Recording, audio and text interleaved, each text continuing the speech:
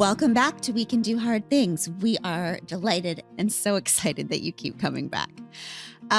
We always talk about how we want the show to really be about service. Okay, so every show we are thinking about what you all need and want and what conversations you're asking for that might just make life a little bit easier. I'm not fixing anything here. We're just trying to make things just a smidge easier. And one of the things we've noticed is that people are always asking about family of origin stuff. Just please talk about the folks we come from, who for better or worse make us who we are. Questions like, what do we take from them and leave with them? How do we forgive? What does forgiveness even mean? What about when they did the best they could and it was not even close to good enough? What does it look like to love your family, but also break free and live your own wild and precious life? What the hell are healthy boundaries? What do we owe our families?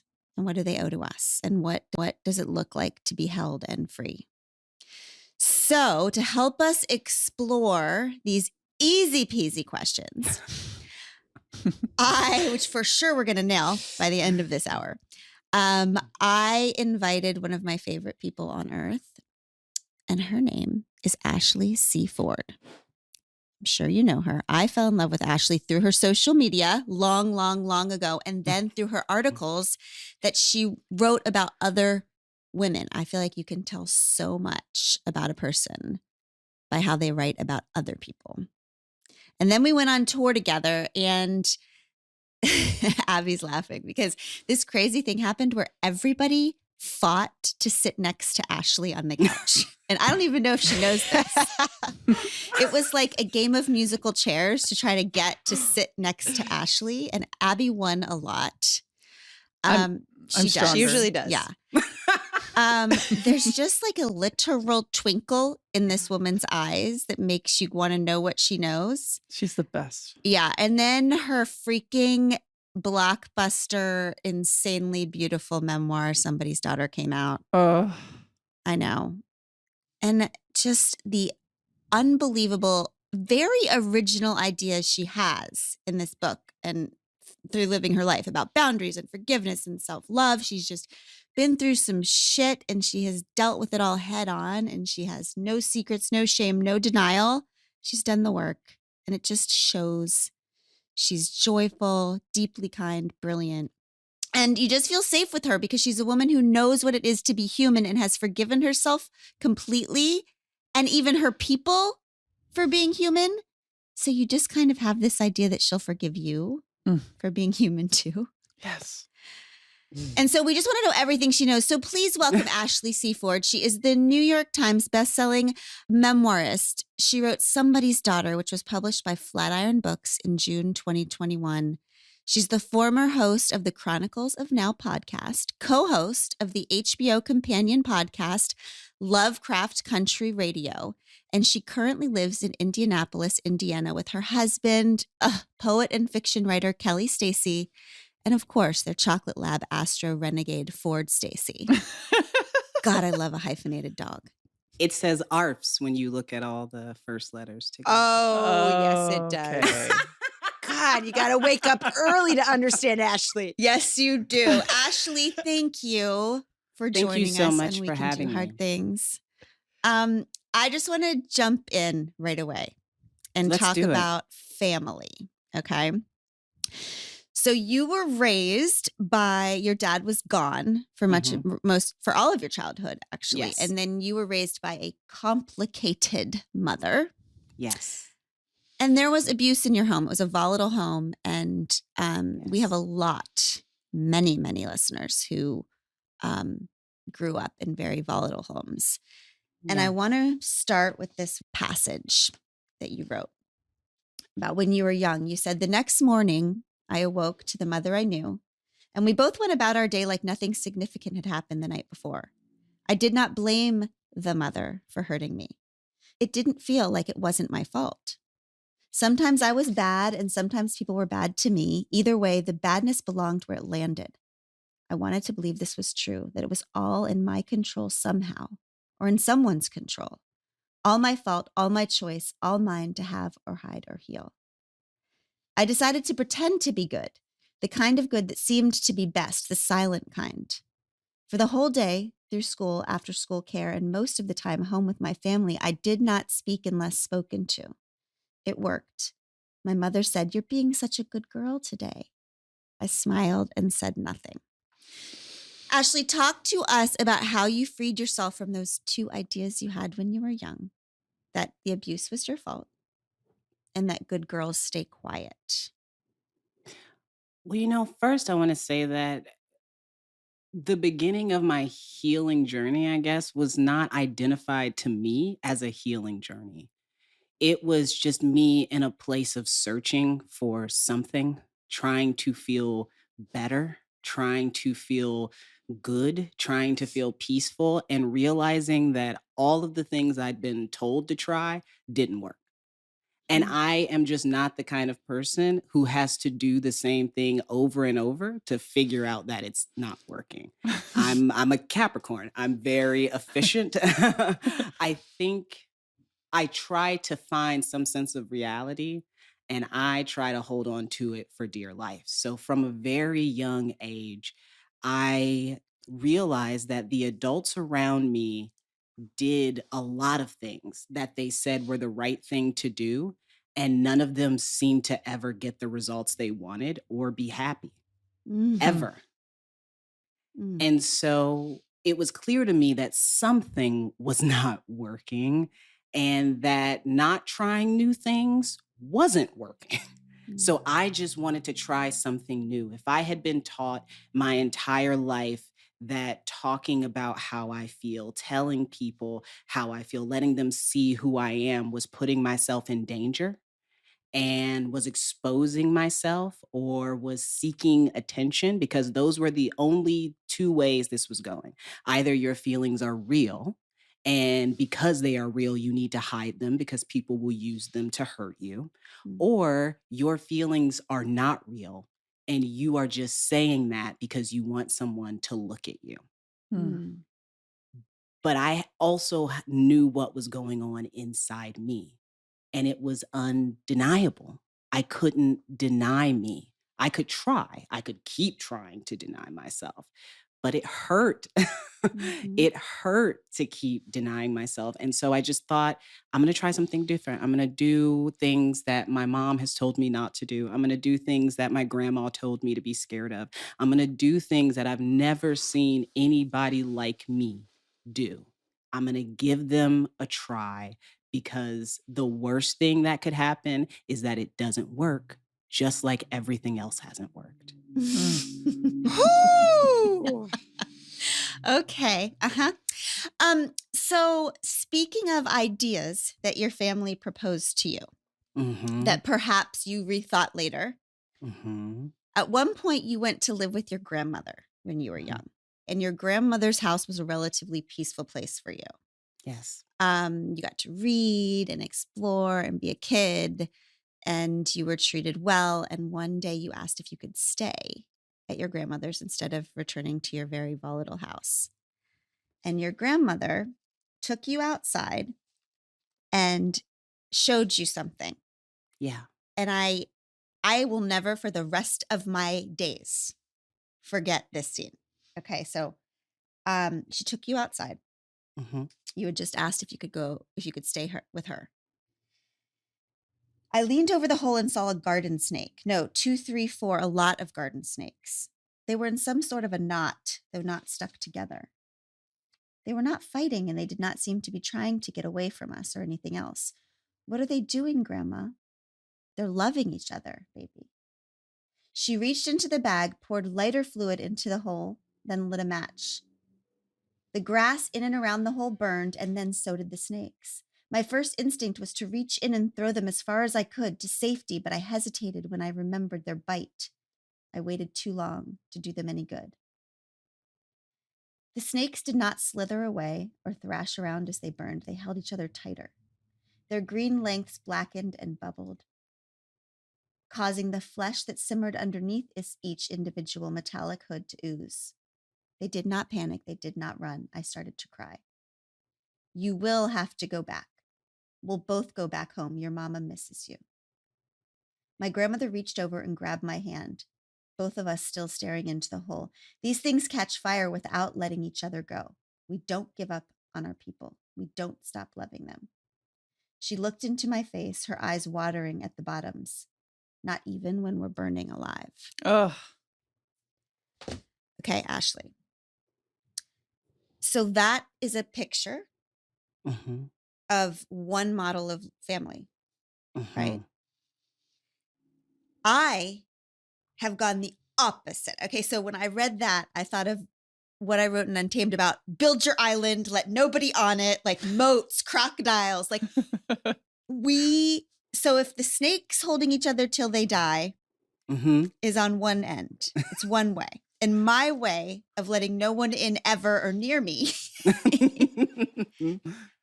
there is a third way, right? And I think Yeah. one of the things that people adore so much about you is you have found a third way of how to like hold and forgive your people. But do you still tell me about that model of what I think is a pretty good example of codependency? Oh, it's And a like, great example of codependency. I come from a family that is very protective. My family teaches you a lot about protecting yourself and protecting your body. The couple of years of elementary school where I was bullied or beginning to be bullied, my mother's reaction to that was not like, well, talk to me about that. Let's go talk to the teachers at the school or something like that. My mom's reaction was, you better kick their ass. You mm, better kick their ass. And I was like, what if I get kicked out? What if I get in trouble? And my mom, then I will come pick you up mm, after you kick their ass. And I was taught to be very protective of myself, that I would fight and hurt and maim to protect my body. But I was not taught that loving my body was part of that.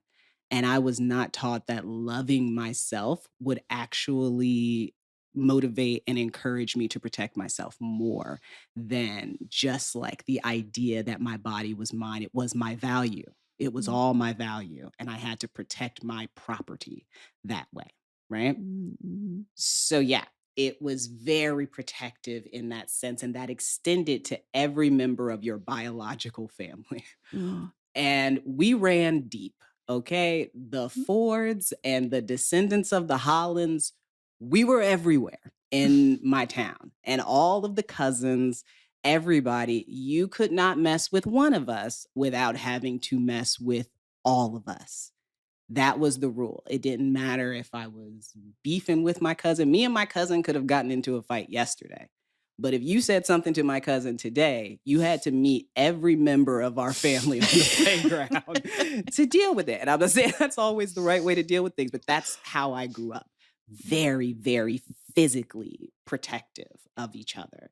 And that turned into very protective of the image Mm, of each other.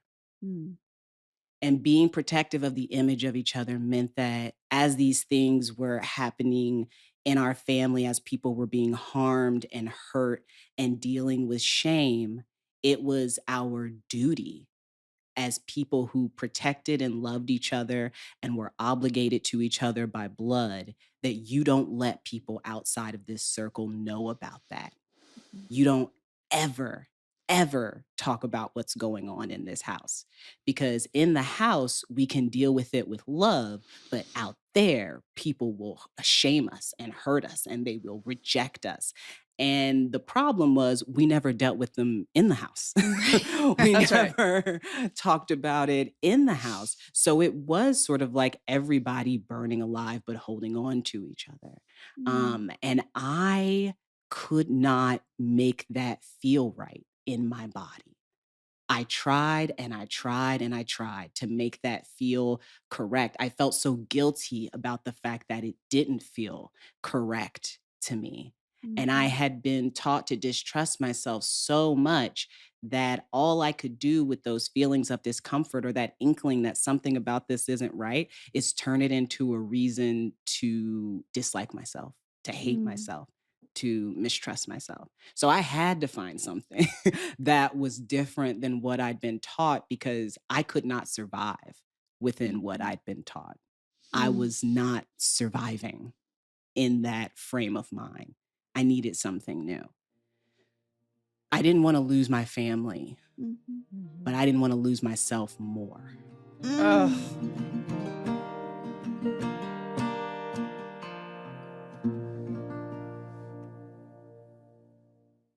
August 2025 marks 20 years since Hurricane Katrina changed New Orleans forever. There have been many accounts of the storm's devastation and what it took to rebuild. But behind those headlines is another deeply important story, the story that impacted the lives of thousands of children, which is why I'm excited to tell you about a new podcast called Where the Schools Went. Where the Schools Went is a new 5-part podcast series hosted by former school principal Ravi Gupta about what happened to the city's school after the levees broke and how it led to the most radical education experiment in American history. Where the Schools Went traces the decades of history before Katrina and how the high-stakes decisions that followed transformed the entire school system. You'll hear from the voices of the people who lived it, from veteran educators who lost their jobs, to the idealists and outsiders who rushed in, to the students and families who lived through it all. Whether you're a parent, an educator, or someone who cares about how communities and public systems can work together, Where the Schools Went is a story you need to hear.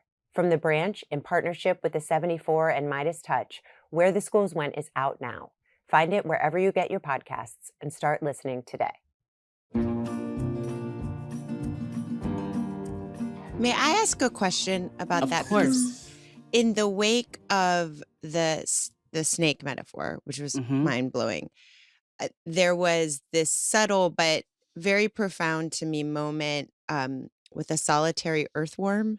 And it was your beloved brother RC finds like 2 parts of this worm that someone had cut in half, and it's wriggling on the playground, and he pokes over your shoulder and says, "It's gonna die." And like we know that a worm can survive, that the top of it if it regenerates, but the tail doesn't. And I just Right. was like, okay, that's Ashley in this whole story. You have the part of you that, that knew the things, but the part of you that couldn't repeat the things, and the part of you that you'll never know because your dad's away, and the girl you thought you were and the girl you had to be. Like, what is that earthworm metaphor you? And and did you consciously know at some point that you had to pick one side to survive? And what did that cost you? Well, I'll say this. First of all, I'm terrified of earthworms, right? It's like I'm not scared of snakes or lizards or anything else, but for some reason, earthworms are like, I'll cross the street. I'll cross the street to avoid earthworms. Because and my best friend is the same way. It's something that we've shared since we were 14 years old. It's how we became friends. Was like, oh, you're scared of earthworms too? Let's never leave each other. But that moment, yeah, I mean, that moment for me was this conscious splitting, this like conscious understanding. From a very young age, I began to dissociate and learned that I could be in one place in my body and I could move to another place in my mind. And being able to have that was my safe place. Like that was the sense of safety that I had with memory. We're not really supposed to remember a whole lot about our childhood. Some people think that that's because, did something happen and that's why I don't remember? No, you're really like not supposed to remember most of what happens before like 11, you know? What happens for a lot of us is like our senses come online in a very hypervigilant way because we don't feel safe. I remember so far back because I didn't feel safe. I don't have memories of feeling safe. And so there was always this feeling that I would have to split myself eventually. I felt like I had watched my mother split herself, that she was one person in front of other people and sometimes with us. And then in her dark place, she was a completely other person. And I thought that was adulthood, that was what everybody became, was two people. And so I practiced it early, very, very early. And I knew when I left Missouri and I came back to my mom's house and I was with my brother again and my new baby sister, I knew that the life I had had in Missouri, this life that I had treasured and been so proud of and so happy with, that my goat and my dog and my snakes in the field and the wild pigs and all of that, I knew that I was never going to get that again, that I Mm. was never going to be able to go back there and have that sense of peace ever again, but that maybe there was something ahead of me that could be even better than that.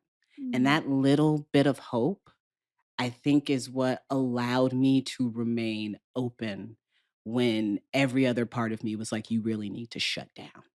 You Mm. really just need to shut down and find a track and get on a track and let the momentum of that track push you forward.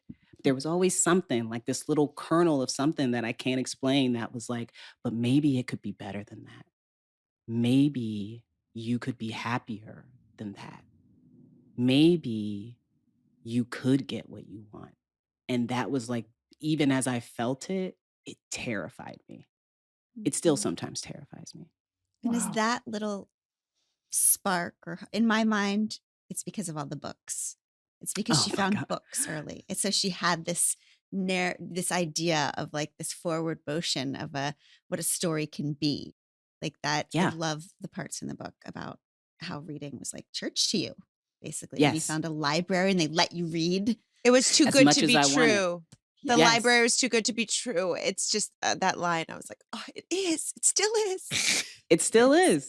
It still is. I still, you know, I live, I'm not kidding, right now, probably about 300 feet from a library. Oh. Like I love a library. Mhm. I have so many books. I'm never gonna get rid of all my books.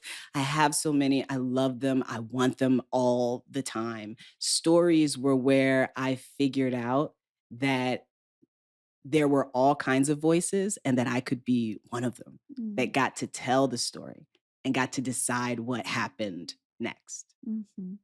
And that sense of narrative power, of narrative control, realizing the power of narrative in culture, in community, I could never, ever, ever pretend that I hadn't found that. There Mhm. are so many things you can deny in yourself. You can deny that you saw that. You could deny that you felt it, that it meant anything. But there is Mm. something about the stories in books to me that are undeniable proof about the power of storytelling Yeah. and of narrative. And that undeniable proof just felt like something that I could latch onto, something that I could use. And I also, for the most part, come from a pretty intense storytelling family. My Mhm. family doesn't think of themselves that way, but there's a reason why my family kind of has this positive image in my hometown. It's because everybody's a good time. Mhm. Everybody's a good time to hang out with and be around. And that's great, except for the fact that that has to exist in the place where you can still talk about what's hard and Mhm. what hurts. And my family struggles with that part. So it's a lot of performance and it's a Yes. lot of image maintenance. And yeah, we can throw a banging party. Okay. Don't get me wrong. We will have fun. But when it's time to talk about what's real, people get angry and people get Mm. defensive and people disappear. And I live in that place. My Mm. brain has always lived in that place. I've always been an observer. I've always wanted to say, well, why is that? Well, why did we make that decision? Why did we move to this place? Where is my dad? Why is he gone? I've always had a lot of questions. And, I sometimes still hate how intensely I was taught to cut that part of me out of me to make Mm. other people comfortable. Um, Mhm. So how did you so the power of the hope mhm, made you think that maybe there was a third way, and that third mhm. way was forward and not backwards. Oh yeah. And this idea of family is who we stick with no matter what. We just die on fire with each other, Yes. right? You know, over and over again, we hear that from people in a million different ways. Like, I want the forward way, but my family, this blood is thicker than water thing, which is just something we say, which you blew my mind about. Can you tell them what you taught me about the blood is thicker than water? Oh, yeah. The whole quote is actually the blood of the covenant is thicker than the water of the womb. And it essentially says that, like, what we choose to be to each other is so much more important than the circumstances we were born into, or even the people that we were born to. I struggle to this day to accept love and care from people who are not obligated to me, because I was taught growing up that that would be setting myself up for heartbreak.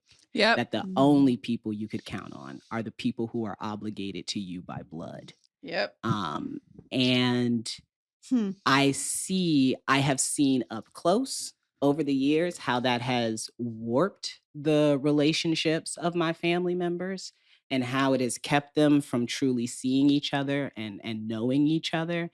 And I don't want that for me. I don't want that for anybody. I don't want that for anybody, because it's so much better. It's so much better to be loved and known by any person who has the capacity to do that for you and who you feel comfortable reciprocating that with. Like, that is such a beautiful thing. So Abby is just like really relating to what your family of origin stuff right now. I'm not sure if she wants to talk about it, but I'm just telling you that she's basically like, her head's going to fall off her neck by agreeing. I think probably with the ideas of, we don't talk about hard things. Yep. Mhm. Yeah. I mean, And I we come only from count on an each other. Irish Catholic family where, Mhm. all of our stuff just got brushed under the rug, and still does to this day. And Mhm. it's what I've learned in my maturity, and quite frankly, being married to Glennon and having sister in my corner, Amanda in my corner, I've learned that if you don't talk about the hard things and actually deal with them, they just become future problems. Yes.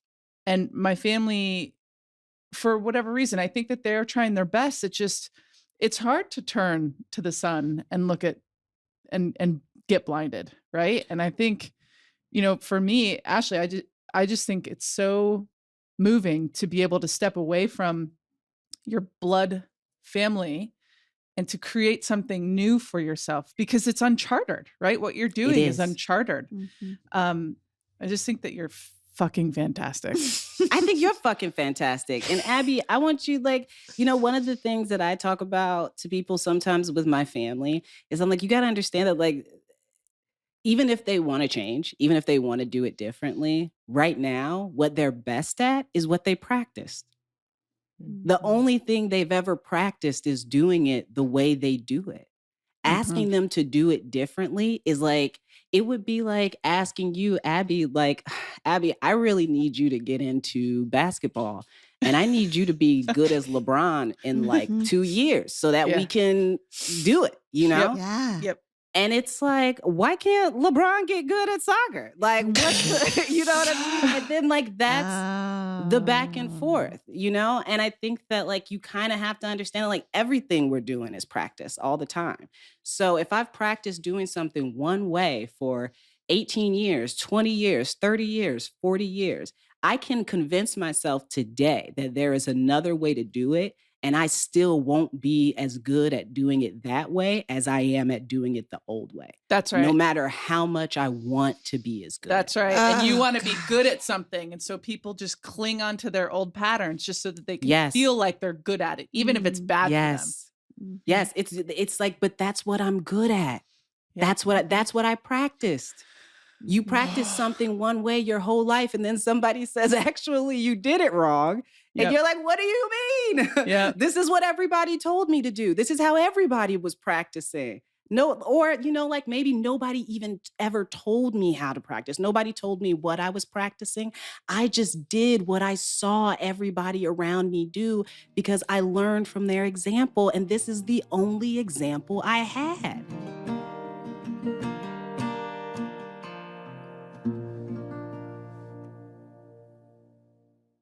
You may have heard of HelloFresh. They send chef-crafted recipes and fresh ingredients to your home. But this summer, they made their biggest menu upgrade yet. HelloFresh has doubled its menu. Now you can choose from 100 options each week, including new seasonal dishes and recipes from around the world. Feel great with an even healthier menu filled with high-protein and veggie-packed recipes. HelloFresh now helps you eat greener with new veggie-packed recipes that have 2 or more veggies. It's also tastier. Get steak and seafood recipes delivered every week for no extra cost. There's 3 times more seafood on the menu now and new seasonal produce every week. I use HelloFresh because it's the easiest way to cook dinner. We can do hard things, but dinner doesn't have to be. Please remember to check out the chickpea tikka masala. It's so good. The best way to cook just got better. Go to HelloFresh.com/hardthings10fm now to get 10 free meals and a free item for life. 1 per box with active subscription. Free meals applied as discount on first box and new subscribers only. Varies by plan. That's HelloFresh.com/hardthings10fm and get 10 free meals and a free item for life. It's what so many of my friends are dealing with right now. It's like in your 30s or your 40s, you start to maybe if you are opening yourself up to other ways, you start to look at your family of origin and say, wait, why did we do it that way? Why? Oh, wait, is this why I'm like that? Like what? And then we turn towards our family of origin and say, what the fuck? Like what?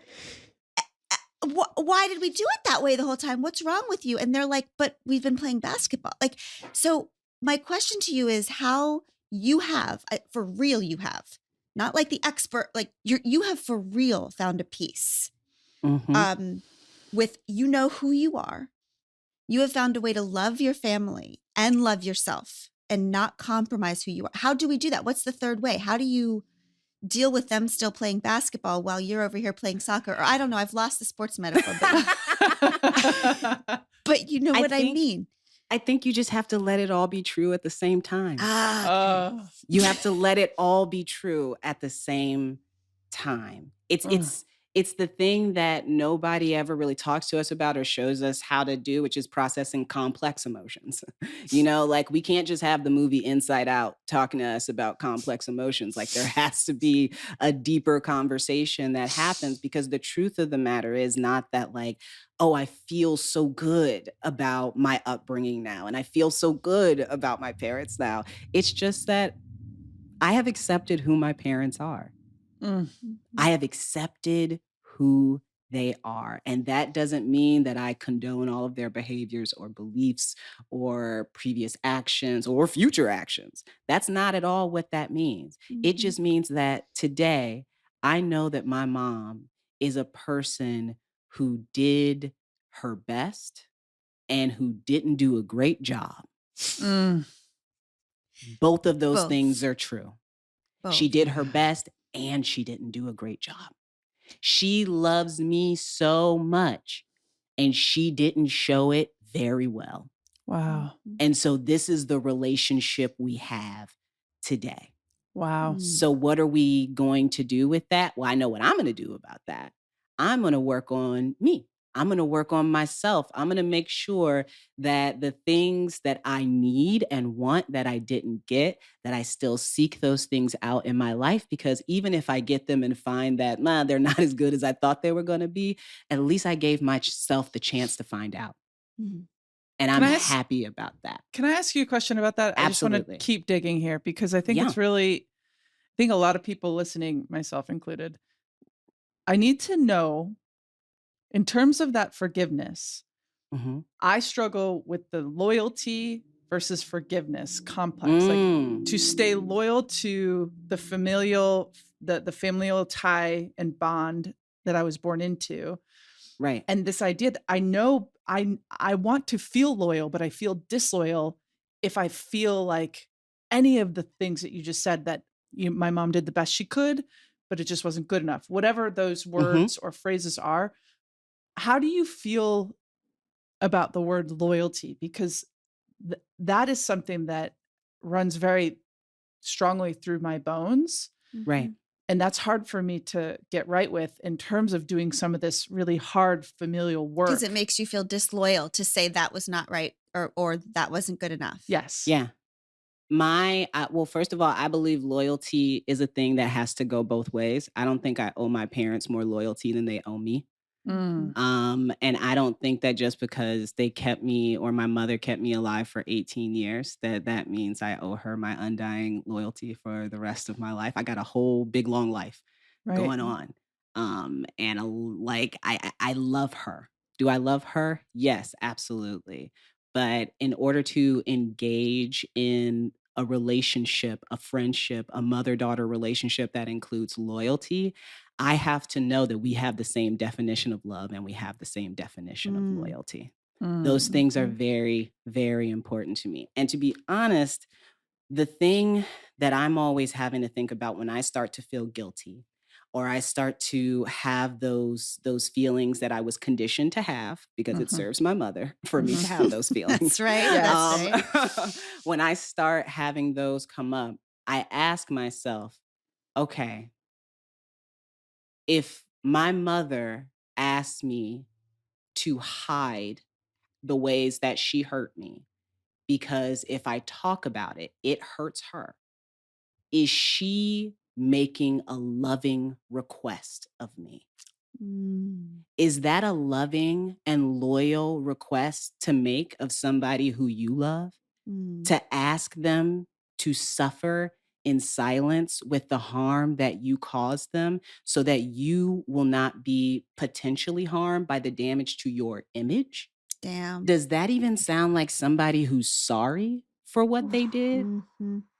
Are they sorry or do they not want other people to know what they did? Are they sorry or do they not want other people to see them the way they are? Because you're not making something up when you tell the truth. That's right.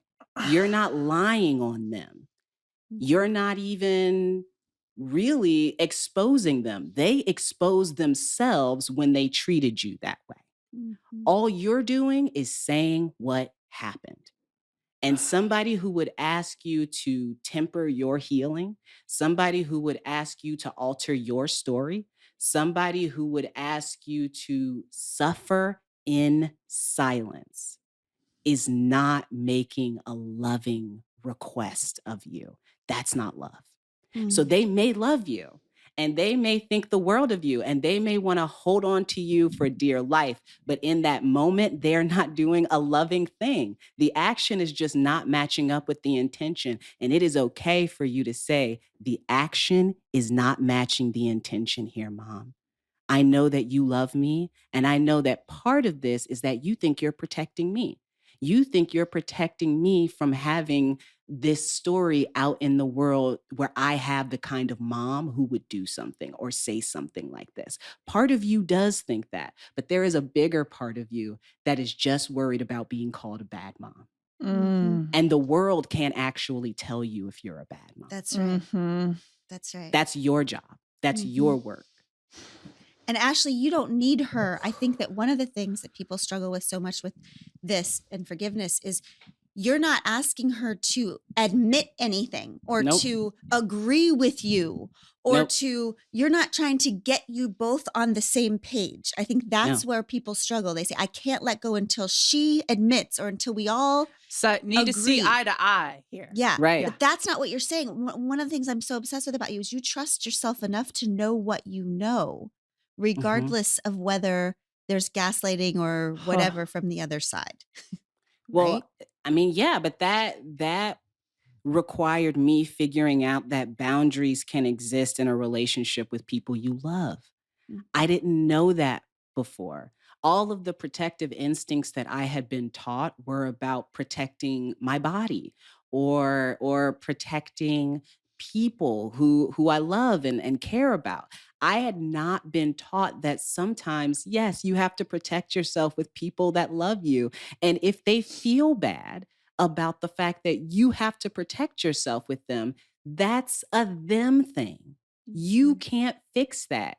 You can't be so silent and so giving and so wanting of them all at the same time that you soothe the part of them that insecurity that is worried about being seen. You can't protect them from it. You can't protect them from you seeing them. And you're only responsible for the boundary you set, not for their Yes. reaction to it. Which Yes. is managing people's reactions to the boundaries is what ruins us.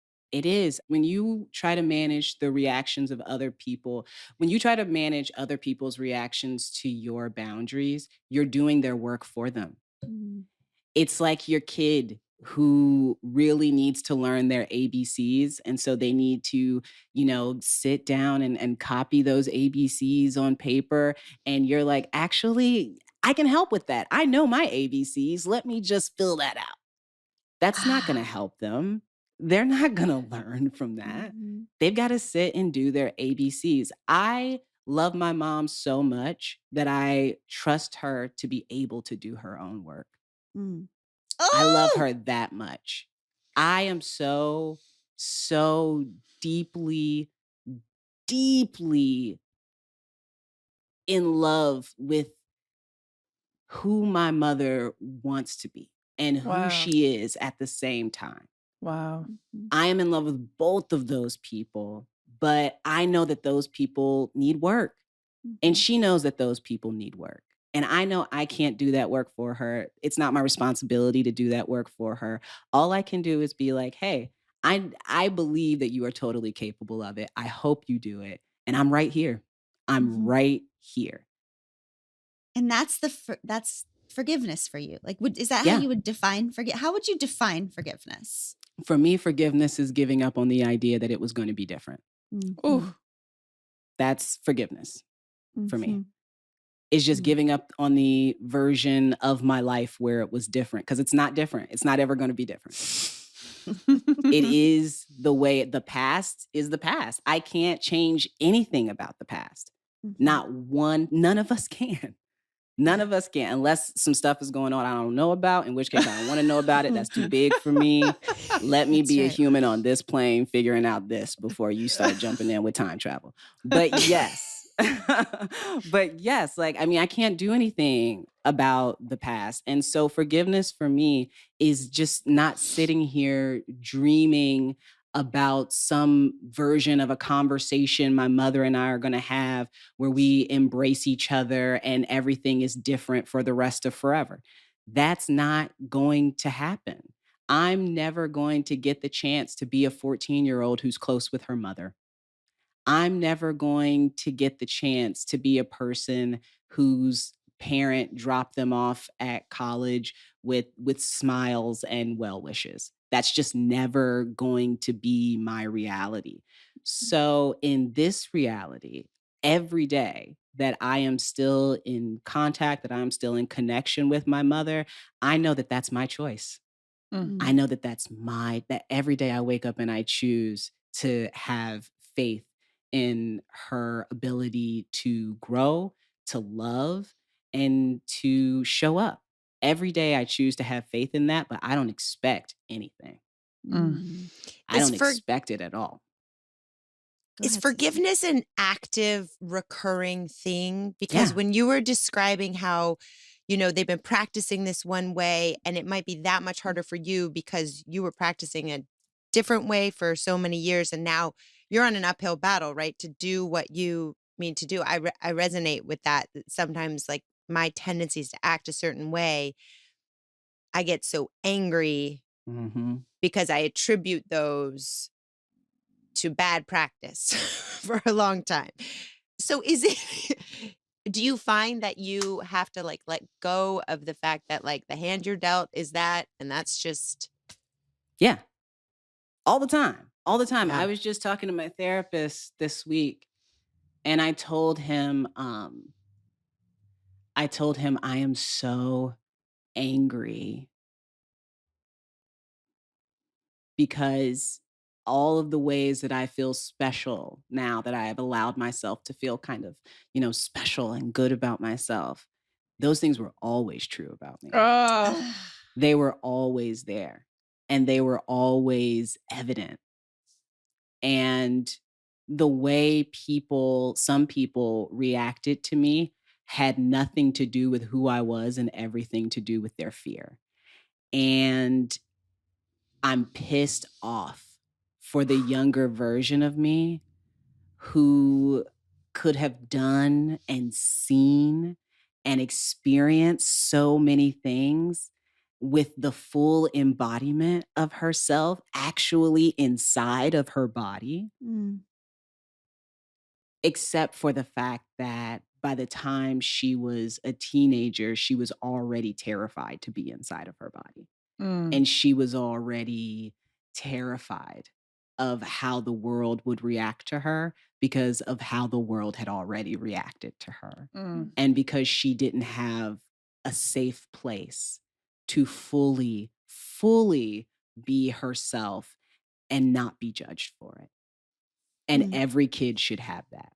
That's right. Every kid should have that. And it pisses me off. It pisses me off. If you want to see me pissed off today, like people are always like, Ashley, you stay so calm and cool in situations. And I'm like, mistreat a child. Talk about mistreating children. And you'll find out. You'll see me. You will see me. You will see that part of me. You will see the part of me that takes no prisoners when we start talking about children, because somebody has to stand up for them. Okay. Somebody has to be there. Somebody has to be the adult who's on their side. They need somebody to be on their side. That's what I needed most of my life. And that's what I got in certain places. And the friends of mine who I grew up with who are not doing well, who are struggling with addiction, who are struggling with codependency, some of whom who have died in different ways, usually involving violence in the community or violence that is self-inflicted. I watched a lot of those kids, a lot of my peers, have nobody on their side, no adults on their side for years and years and years. And I always knew that the difference between my reality and theirs was that was the difference. Because we came from the same stuff and we had the same potential.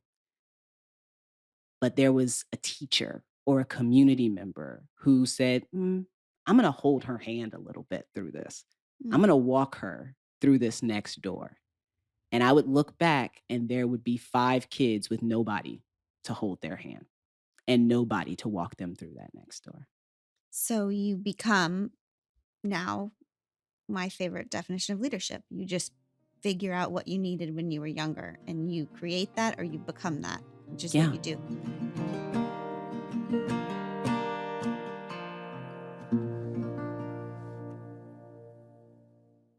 Whether you are working remotely or in office, many of us require collaborating with team members on projects, tasks, and outcomes. Monday.com is one of our sponsors and a platform that our team at Treat Media has actually used to coordinate our workflow. It is a platform that helps you from planning to execution, thinks ahead to deadlines, assign owners and actions, and allows you to see progress as a team. It actually helps us get some work done. There's a lot of AI out there, but not a lot actually moves the needle. Monday.com's Sidekick is different. It can actually build workflows, spot risks, update the team. You just say what you need, and you can consider it done. Sidekick in Monday.com saves so much time. Using our Sidekick integration, help to update deadlines, brief teammates, reassign tasks, and it even helps us spot risks before they actually become problems. Stop managing the busy work. Let Monday Sidekick handle it so you can focus on the real work. Try Monday Sidekick, AI you'll love to use on Monday.com. Sister, why were you having that reaction when Ashley was talking? I felt like you were thinking of something amazing. Were you having a reaction? I was just, I was connecting with the things that make you red. Like I'm no longer even inhabiting this situation. I am gonna go rectify whatever that is happening over there. is that the place where like we can offer forgiveness for us, but we cannot tolerate It happening observing again. it happening Yeah. to someone else? You understand the weight of it unlike anybody else. When you Yeah. have felt that pain in your body and you know it, you understand the weight of it. You understand what it means to carry it. You understand how hard it is to get it off of you. Like you get it. That's my passion point. That's where what makes me most angry is my passion point. Yeah. That is where I most easily show up and get things done is when it has to do with children. Anything having to do with kids, it's like you need me there. I'm there, and it's like I'm there with bells on. I'm there with bells on because I know how important it is to show up for kids. I know how easily that can alter the trajectory of their entire lives. Just having somebody show up. Just My somebody. band director showed up. Yes, I love your band Did you see that? director. I had a talk at my alma mater, a place that I didn't graduate from until 2018. Okay. So I did my thing and I finally graduated.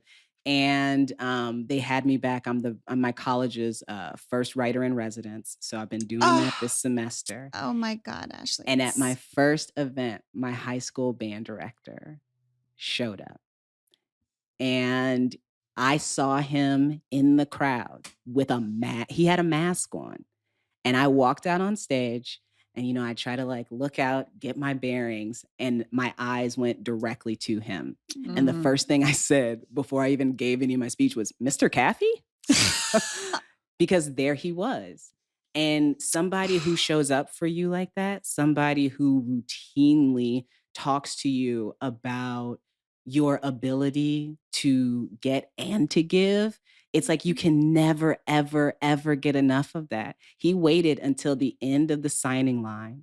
He stood there and he waited until it was all the way over. He was the last person I talked to. And the thing he said to me was, I loved watching you on that stage. That's how you pour love into people. Because that's what he used to tell us all the time. Of course, I'm here with you guys. Of course, I'm working with you guys. I'm pouring love into you. I love you guys. I love you guys. So to have him show up 17 years later to tell me that the work that he had done on my behalf, that he saw me turn that around and be able to do it for somebody else, it's like, what feels better than that? I can't imagine. And that's just somebody showing up, an adult who loved me, who showed up for me as an adult trying to love other people. And not even, I remember talking to a parenting expert a long time ago, and I think maybe it was during the divorce. I don't know. I was worrying about the myriad ways that I was fucking up my kids. And she said, actually, there's 2 indicators that kids will do all right. And one is just one adult. And it doesn't even have to be a parent. No. Just one adult who is, I don't know, a mentor, somebody like your band director, just somebody who shows up and loves in a steady way. Yep. And the second was humility, the kind of humility that asks for help. Thank God we have a little bit more time with Ashley. So we're going to end this episode, but don't worry, everybody. We have Ashley back, and we're going to start this next episode talking to Ashley about the power of apology. We've talked a lot about the power of forgiveness. I want to talk about apology and what it means to our kids. For the next right thing, let's just do what Ashley tells us to do and pour some love into somebody today. Anybody. Find somebody. All right. When this week gets hard, don't forget, you can do hard things. I give you Tish Melton and Brandy Carlisle. I walked through fire, I came out the other side. I chased desire, I made sure I got what's mine. And I continue to believe that I'm the one for me.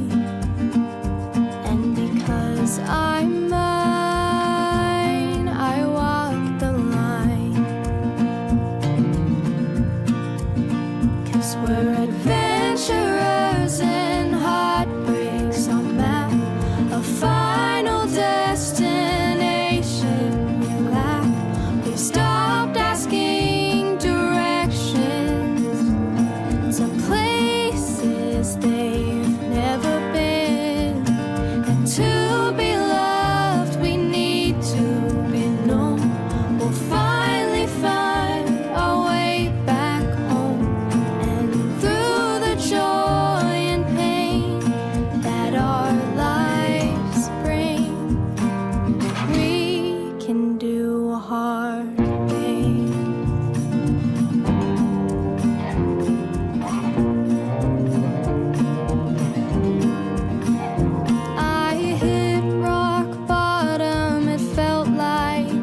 a brand new start.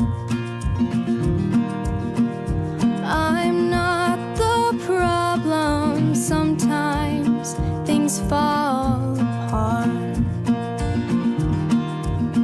and I continue to believe the best people are free. And it took some time, but I'm finally fine. 'Cause we're adventurers and heartbreaks on that, a final destination we lack.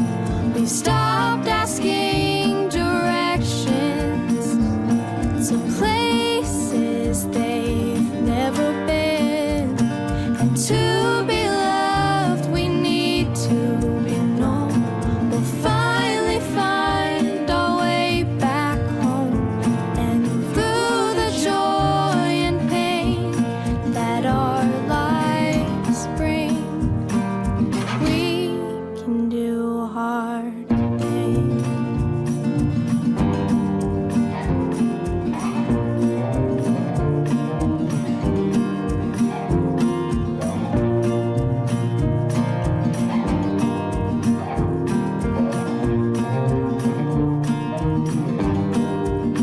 Cause we're adventurers and heartbreaks on that.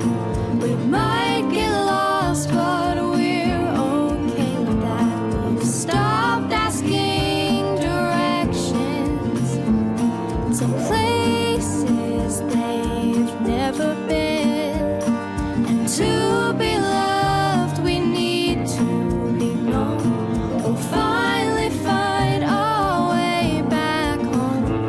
And through the joy and pain that our lives bring, we can do hard things.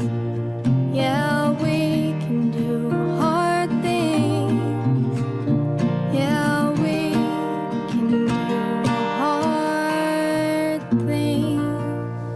We Can Do Hard Things is produced in partnership with Cadence 13 Studios. Be sure to rate, review, and follow the show on Apple Podcasts, Spotify, Odyssey, or wherever you get your podcasts. Especially be sure to rate and review the podcast if you really liked it. If you didn't, don't worry about it. It's fine.